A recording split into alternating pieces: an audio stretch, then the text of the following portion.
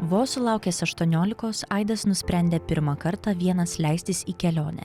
Vaikinas motoroleriu Vietname įveikė apie 3000 km.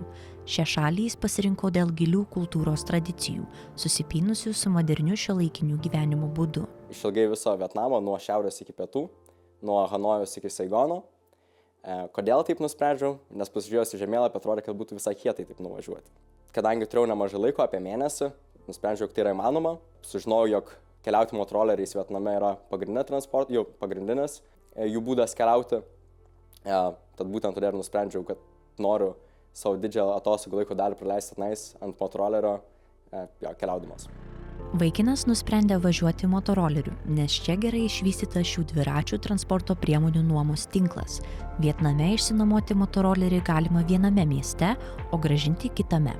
Vienintelis iššūkis – keliai. Tekdavo knistis po forumus bei skaityti kitų keliautojų atsiminimus, kurie važiavo, kaip važiavo, ir atrasti įvairius kalnų kelius, kurie buvo galbūt netgi daryti dar per Vietnamo karą. Tai tuose keliuose iš tikrųjų būdavo įvairių iššūkių. Ne visos nuošliaužos būdavo nuvalytos. Daugybė nukritusių akmenų.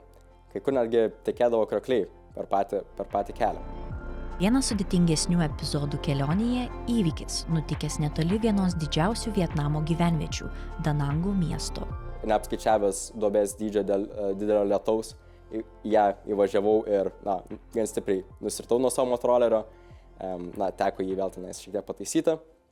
Taip pat ir save šiek tiek. Visi žmonės taip pasižiūrėjo mane nukritusi ir nuvažiavo toliau. Niekam nelabai nerūpėjo. Vietnamo gyventojai keliautojams yra gerokai šiltesni ir atviresni nei daugelio kitų Azijos šalių. Miestuose daugelis kalba angliškai ir yra linkę bendrauti. Kaimo vietovėse pakako išmanyti gestų ir šypsenų kalbą. Turbūt pasijautė toksai vietnamietiškas, draugiškas grubumas. Jie tikrai nesigėdė tavęs liesti, tave apkabinti, tave patraukti į šoną. Vietnamo miestai yra labai užpildyti vakariečių ir Kinijos turistų. Tad kaimuose labiau autentika pasirodo. Tikrai, kai atvažiuoji į kaimą, užeini į turgų ir tenais esi pirmas baltas žmogus, kuris tenais buvo per paskutinius 5 metus. Ir visas turgus yra tiesiog ekstazija, jog tave pamatė ir tu pas juos atėjai. Tau siūlo nemokamai maistą, siūlo vietinės merginas ir taip toliau, tikrai įspūdį palieka. Vietnamas kaip gyvas gamtos albumas, turtingas įvairių kraštovaizdžio reljefų, nuo kalnų ir paplūdimių iki ryžių laukų bei džiunglių. Visos uolų formacijos, jūros išgraužti urvai. Ilgai prie pakrantės nepasilikau, po to vėl grįžau į sausumą. Tenais mačiau daugybę krioklių, kurie tikrai paliko atėmė žadą. Aišku, vis dėlto jie buvo labai suturistinti, galbūt vietiniams. Tikrai reikdavo netgi susimokėti, jeigu norėdavo prie jų prieiti. Vietnamas pasiūlo beveik visus įmanomus reljefus. Į 18 dienų kelionę su 15 kg bagažu vaikinui galiausiai teko leistis vienam, draugams pabūgus iššūkių. Vietname kaimo vietovėse apstu praėjusio karo ženklų. Skurdo lygis Vietname keliaujančiųjų šioje šalyje abejingų nepalieka. Kaip ir kiekvienoje valstybėje priklauso nuo vietos. Kaimuose šiaurėje skurdas yra tikrai nesuvokiamas. Jeigu tenais nebūtų turistų, tai nežinau, kaip jie išgyventų. Tačiau tikrai didelės šeimos glaudžiasi mažose iš medžio pastatytuose nameliuose.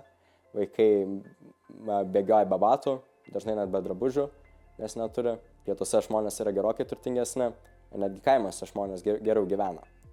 Atsiranda ir miestai, ir miesteliai su tikrai pilnais turgais, geresni automobiliai bei geresni motoroleriai.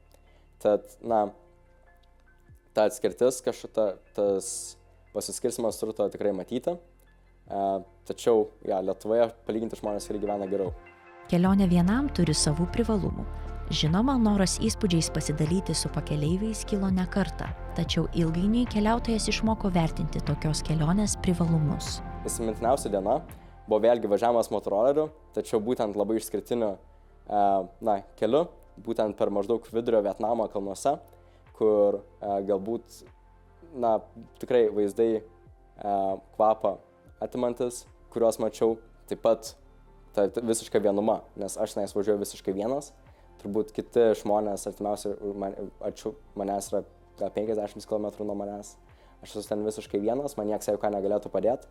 Ir tai, davė tokios kaip ir laisvės, pojūtį labai stiprų ir tiesiog tokį susijungimą su visa aplinka. Kad tikrai niekam netrukdomas galėjau ją grožėtis, pro ją važiuoti ir kitaip mėgautis ją.